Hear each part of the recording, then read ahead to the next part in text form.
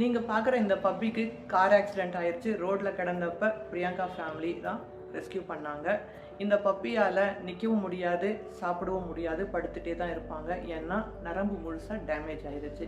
Doctor Priyanka அவங்களுக்கு என்ன சொன்னாங்கன்னா, இந்த பப்பி நடக்கலைன்னா, சாப்பிட்ட சாப்பாடு வயிற்றில் தங்கலைன்னா இந்த பப்பியை காப்பாற்றுறது ரொம்ப கஷ்டம்னு சொல்லிட்டாங்க.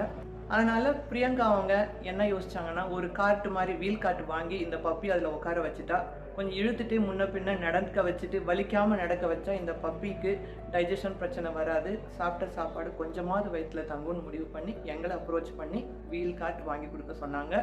இவங்க சுமார் 130 டாக்ஸுக்கு மேலே ரெஸ்கியூ பண்ணி வாடகைக்கு லேண்ட் எடுத்தும் வீட்லேயும் வச்சு பராமரிச்சுட்டு இருக்காங்க. ரோட்டில் அடி வாங்கின டாக்ஸு, அப்புறம் கண்ணு தெரியாத டாக்ஸு, சில பெட் பேரண்ட்ஸு வேண்டான்னு வெளியே ரோட்டில் விட்டு அனாதையாக்கப்பட்ட டாக்ஸ்ல எல்லாம் தான் எடுத்து வச்சு ரீஹோம் பண்ணி வச்சுருக்காங்க.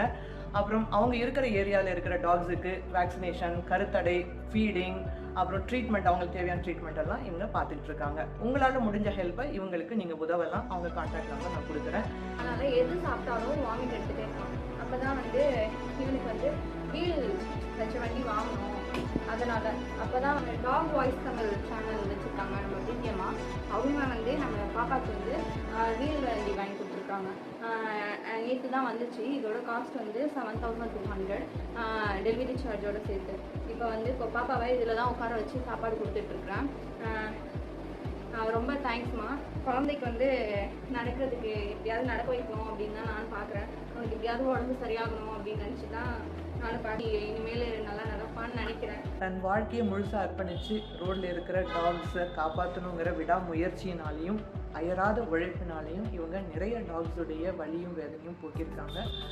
ரொம்ப ஃபைனான்ஷியல் ஃபிசிக்கல் கண்டிஷன்லையும் எந்த கண்டிஷன்லையும் அவங்கள காப்பாற்றிட்டு தான் இருக்காங்க. இப்போ இருக்கிற ரைட் நோ கூட அவங்க ஷெல்டர் எல்லாமே மழையில் நனைஞ்சு வெள்ளமாக ஆயிடுச்சு.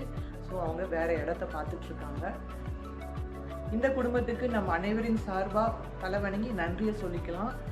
அப்புறம் உங்களால் முடிஞ்ச ஹெல்ப் நீங்கள் கண்டிப்பாக பண்ணிங்கன்னா இவங்களால் இன்னும் பெட்டராக இந்த டாக்ஸுக்கெல்லாம் ஹெல்ப் பண்ண முடியும்.